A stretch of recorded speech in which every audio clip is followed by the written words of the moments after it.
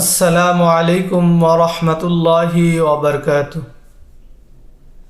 10টি ছোট্ট আমল যেগুলো আপনার মিজানের পাল্লাকে ভারী করে দিবে। সম্মানিত দর্শক শ্রোতা, দিনী ভাই ও বোনেরা, আজকে আমরা আপনাদের সামনে এমন 10টি ছোট্ট ছোট্ট আমল নিয়ে উপস্থিত হয়েছি, যেগুলো ছোট্ট আমল কিন্তু মিজানের পাল্লা অনেক ভারী করে দিবেন। যেগুলো সম্পর্কে নবী করিম সাল্লাল্লাহু আলাইহি ওয়াসাল্লাম ইরশাদ করেছেন, 7 তবক আসমান এবং জমিন যদি এক পাল্লায় রাখা হয় আর এই ছোট্ট আমলগুলো এক পাল্লায় রাখা হয়, তাহলে এই আমলের পাল্লাই ভারী হয়ে যাবে। সম্মানিত দর্শক শ্রোতা, তাই ভিডিওর সাথেই থাকুন এবং এই আমলগুলা পরকালের নাজাতের উছিলা হিসাবে আদায় করতে থাকুন। তো সর্বপ্রথম আমরা যে আমলটির কথা বলবো সেটা হলো 1 নম্বর আমল, লা ইলাহা ইল্লাল্লাহ এর জিকির বেশি বেশি করুন। কেননা নবী করিম সাল্লাল্লাহু আলাইহি ওয়াসাল্লাম হাদিসে পাকের মধ্যে ইরশাদ করেন, যে ব্যক্তি লা ইলাহা ইল্লাল্লাহ একবার পাঠ করবে, আল্লাহ রাব্বুল আলামিন তার পিছনের সমস্ত গুনাহ খাতাকে মাফ করে দিবেন।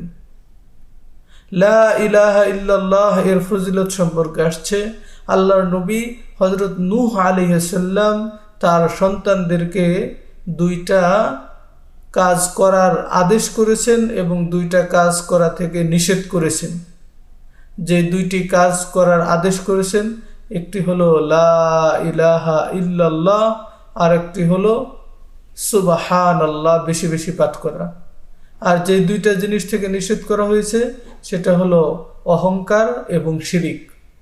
এবং নূহ আলাইহিস সালাম বলেন যে এই লা ইলাহা ইল্লাল্লাহ এর ফজিলত এত বেশি, যদি 7 আসমান জমিন এক পাল্লায় রাখা হয়, অপর পাল্লায় লা ইলাহা ইল্লাল্লাহর আমলকে রাখা হয়, তাহলে লা ইলাহা ইল্লাল্লাহর আমলই ভারী হয়ে যাবে।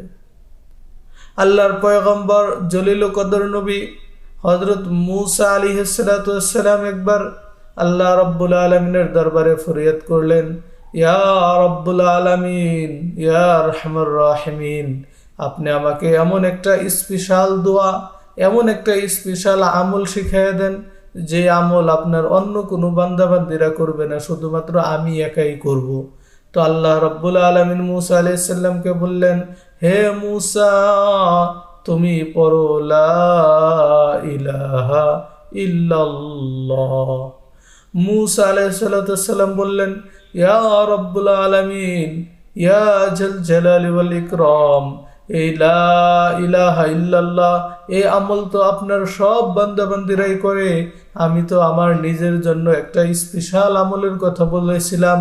তো আল্লাহ রাব্বুল আলামিন মূসা আলাইহিস সালামকে বললেন যে, হে মূসা, যদি 7 তমক আসমান জমিনের মধ্যবর্তী যা কিছু আছে সব কিছু এক পাল্লায় রাখা হয়, অপর পাল্লায় শুধু লা ইলাহা ইল্লাল্লাহ রাখা হয়, তাহলে লা ইলাহা ইল্লাল্লাহর পাল্লায় ভারী হয়ে যাবে। সুবহানাল্লাহ।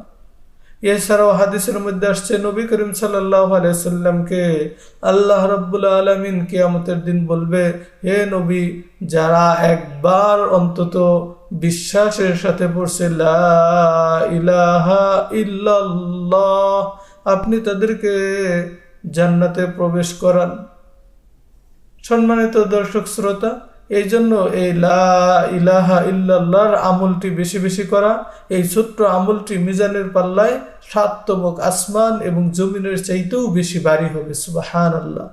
2 নম্বর যে আমলটির কথা বলবো সেটা হলো সব সময় আলহামদুলিল্লাহ পড়া। আলহামদুলিল্লাহ পড়া, সুখের সংবাদেও আলহামদুলিল্লাহ, দুঃখের সংবাদেও আলহামদুলিল্লাহ, সর্বহালতে আলহামদুলিল্লাহ। কারণ হাদিসের মধ্যে আসছে, নবী করিম সাল্লাল্লাহু আলাইহি ওয়াসাল্লাম ইরশাদ করেন, সর্বোত্তম জিকির হলো লা ইলাহা ইল্লাল্লাহ এবং সর্বোত্তম দোয়া হলো আলহামদুলিল্লাহ। এই জন্য আলহামদুলিল্লাহর আমলটি কিয়ামতের দিন হাসরের ময়দানে মিজানের পাল্লায় 7 তবক আসমান এবং জমিনের চাইতেও বেশি ওজনদার হবে। 3 নম্বর যে আমলটির কথা বলবো সে আমলটি হলো হাদিসের কিতাব সমূহের মধ্যে অন্যতম কিতাব বুখারী শরীফের সর্বশেষ হাদিসের মধ্যে যে আমলটি আসছে, কালিমাতানে হাবিবাতানে ইলার রহমান খফিফাতানে আলাল লিসান সকিলাতানে ফিল মিজান সুবহানাল্লাহি ওয়া বিহামদিহি সুবহানাল্লাহিল আযীম সুবহানাল্লাহি ওয়া বিহামদিহি সুবহানাল্লাহিল আযীম। এই জিকিরটি হাদিসের মধ্যে আসছে দয়াময় আল্লাহ তাআলার কাছে অত্যন্ত মুহাব্বতের পছন্দনীয় আমল হলো যে আমলটি জবানে উচ্চারণ করা অতি সহজ এবং মিজানের পাল্লায় অতি ভারী কঠিন। সেই আমলটি হলো সুবহানাল্লাহি ওয়া বিহামদিহি সুবহানাল্লাহিল আযীম। বেশি বেশি জিকির করা। তো এই জিকিরটা যদি আমরা বেশি বেশি করি, মিজানের পাল্লায় এই আমলগুলো আমাদের অনেক ফজিলত দিবে, অনেক লাভ হবে। 4 নম্বর যে আমলটির কথা বলবো সেটি হলো সৎ চরিত্রবান হওয়া। আল্লাহ রাব্বুল আলামিন তার প্রিয় হাবিব জনাবে রাসূলুল্লাহ সাল্লাল্লাহু আলাইহি ওয়াসাল্লামের প্রশংসা করে বলেন, ওয়া ইন্নাকা লাআলা খুলুকিন আযীম। নিশ্চয় আপনি হলেন সর্বোত্তম, সবচাইতে মহৎ চরিত্রের অধিকারী। আর এই মহৎ চরিত্রের অধিকারী যারা, তাদের আমল নামা কিয়ামতের দিন মিজানের পাল্লায় 7 তবক আসমান এবং জমিনের চাইতেও বেশি ওজনদার হবে। সুবহানাল্লাহ।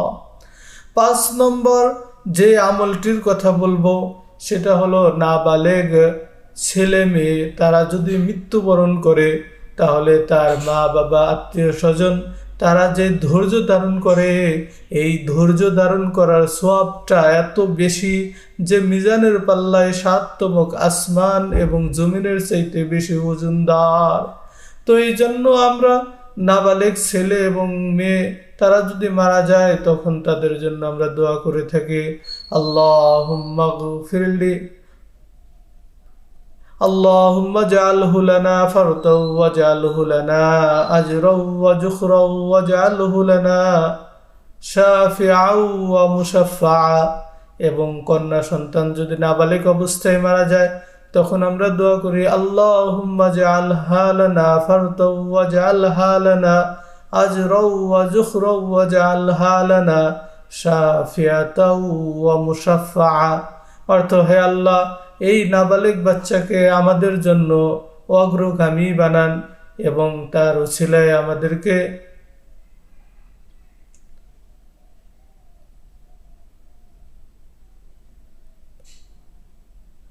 এবং তার এই প্রতিদান আমাদেরকে দান করুন এবং আমাদেরকে ক্ষমা করুন।